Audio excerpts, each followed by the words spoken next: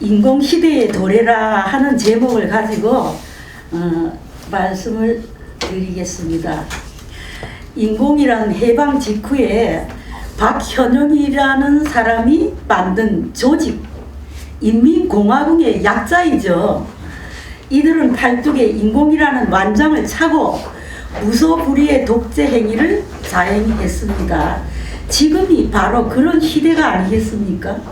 적화 통일이라는 완장을 차고 대한민국을 도끼로 찍어 내리고 있는 것입니다. 모든 정부 기관에 빨갱이들이 속속 들어차 있고, 이들은 어떻게 하면 기업들을 망하게 할까 밤낮으로 궁리를 합니다. 집값은 한없이 올리고 전세를 사는 사람들은 영원히 집을 살 수 없도록 은행 대여나 은행 대여를 금지시키고, 또 해서는 안 되는 간섭들을 모든 업체들에게 하고 있습니다. 예를 들어서 혜태제과가 여러 가지 물건을 한 통에 넣어가지고 선물 세트를 만들어서 이거를 1만원짜리 2개를 이렇게 묶어가지고 18,000원 하고 팔려고 이렇게 하면 그것을 못하게 하는 게 정부예요. 하나에 그냥 10,000원씩 팔으라는 겁니다. 깎아주는 것은 안 된다 그러면서 통제를 하는 겁니다. 입으로는 서민을 살린다 하면서도 실제로는 서민을 죽이고 있는 것이 이 정부지요. 전월세도 무작정 연장하는 법을 만든다고 합니다. 또 소액 주주들의 의결권을 확장하여 줌으로써 빨갱이 좀비들로 하여금 기업을 인민재판하도록 법을 만든다고 합니다. 문재인은 취임하자마자 블라인드 채용이라는 이상한 개념을 강요했죠. 다시 말하자면 배운 사람이나 못 배운 사람이나 동등하게 취급하자는 겁니다. 어렵게 시험 봐서 대학을 왜 갑니까?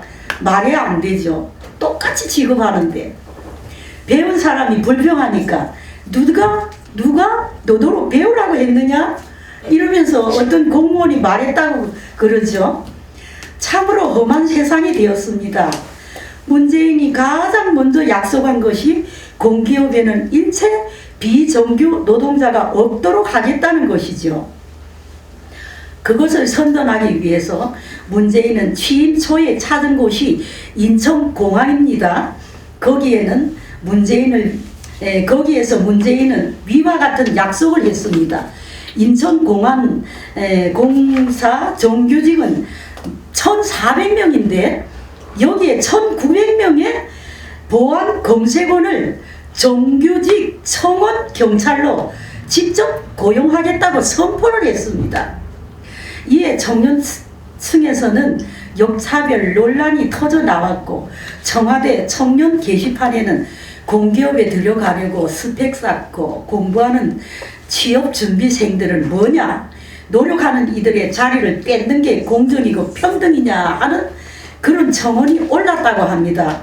다른 인터넷 커뮤니티에도 공부는 뭐하러 하냐, 누가 공부하래? 라는 이런 채용 역차별과 청년층의 박탈감을 호소하는 글이 쏟아지고 있다고 합니다. 청년들은 바늘구멍 같은 공채 시험에 매달리고 있는데 이들은 시험도 안 보고 손쉽게 정규직이 되는 것이 형평성에 맞느냐 하는 반발도 폭발하고 있다고 합니다. 청년층에서는 이런 논란들이 곳곳에서 이렇게 폭발하고 있는데, 또 그 중에 의경을 순경으로 올리고 공익은 구급 공무원으로 전환시키면 되겠다고 비꼬며 허탈해하고 있는 청년들이 많습니다. 그뿐만 아니라 문재인이 사회 질서를 고의적으로 파괴하고 갈등을 고조시키고 있는 것인데, 문재인을 하루빨리 몰아내야만 합니다. 그를 몰아내야 하는 프로그램이 2개가 있죠. 대표적으로 하나는 울산시장 선거 부정선거고, 또 다른 하나는 이번에 봄에 4.15 부정선거입니다. 그런데 문재인이 물러난다고 해서 사회 곳곳을 장악하는 빨갱이 세력이 없어지는 것은 아니죠.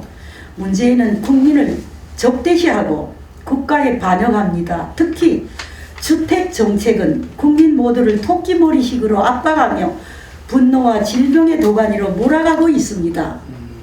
이에 대한 분노가 특히 젊은 세대와 주부들에게까지 확산되고 부정선거에 대한 분노가 연일 새롭게 터져 나오고 증거들이 많이 쏟아져 나오는데 심지어는 QR코드까지 발급을 해가지고 교회까지 교인들을 압박하고 또 신상정보 노출해가지고 토지, 부동산, 심지어는 금융업계까지 손 안 대는 것이 없도록 교인들을 통제하자는 겁니다.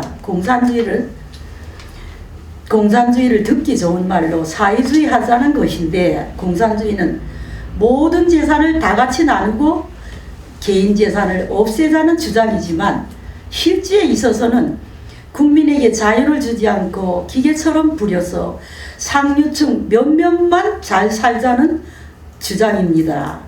박원순은 광화문 광장에서 김일성 만세 소리가 울려 퍼질 때까지 공산주의 하겠다고 말을 하고, 자기는 그 만세 소리가 울려 퍼질 때까지 진짜 민주주의가 완성된다고 그런 말을 했습니다. 그러나 하나님은 그를 데려갔죠. 이에 앞서서 우리는 문재인의 말을 100% 거꾸로 해석을 해야 살아남습니다. 민주당, 통합당의 말도 모두 거꾸로 반대로 들어야 하고, 저들이 하는 말은 똑바로 들으면 골고루 다 거지되고 맙니다. 공산당 말이 골고루 논아가져서 다시 말하면 유토피아, 이상의 나라, 공산적인 사회 체제를 이제 민주주의 국가를 이렇게 바꿔보자는 건데, 공산주의는 공산만 하다가 망하는 나라예요. 그러니까는 이 세상에는 유토피아가 없습니다. 참 이 공상을 많이 하게 되면 상상이 이상한 대로 자꾸 발전이 됩니다.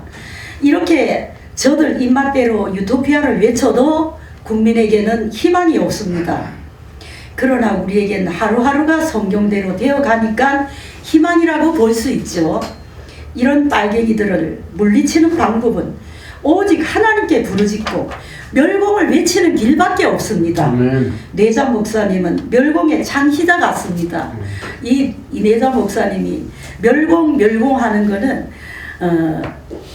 이래 대놓고 멸공이 세상에 나온 거는 한 69년도 70년도 초반까지 멸공이라는 말이 많이 나왔어요. 그 전까지는 방공, 방첩, 승공, 또 뭐 이런 내용으로 많이 나왔죠. 그랬는데 이내장 목사님이 말세봉을 들고 나올 때부터 멸공이 시작됐어요. 이 멸공이 이제 입에서 이제 익숙하게 멸공 이렇게 나왔는데, 이 멸공이라는 소리는 우리 여기밖에 없는 것 같습니다. 다른 교회도 멸공이라는 말이 잘 없어요. 근데 이 우리 제일교회에서만 유일하게 멸공을 외치고, 멸공, 이 성경 전체가 이렇게 보면 멸공이에요. 악한 자 심판하고 새 시대를 이루고, 악한 자 심판하고 신정국가 이루고, 모두 다 그런 내용입니다. 그래서 이 멸공이라는 것은 공산당 망하고 이 땅에 하나님 나라가 온다는 것입니다. 그래요, 그렇게 해야 선지국가가 되는 것이죠. 그래서 우리는 무엇을 어떻게 해야 하나님께 인정받을까? 열심히 모이고 열심히 말씀 듣고, 들은 말씀 내 것으로 만들어 가지고 이를 넣고 말세 종의 인격을 갖추어 달라고 기도하고, 어떻게 멸공해야 되는지 배우고 실전에는 함께 동참하고, 시간도 물질도 정성도 다 하나님께 바쳐서 노력하고, 시간마다 하나님께 부르짖어 가지고 선지국가 이루어 하나님께 영광 돌리는 저와 여러분들이 되시기를 간절히 소망하면서 이 시간을 마치겠습니다. 15년 됐습니다. 네. 수고했습니다.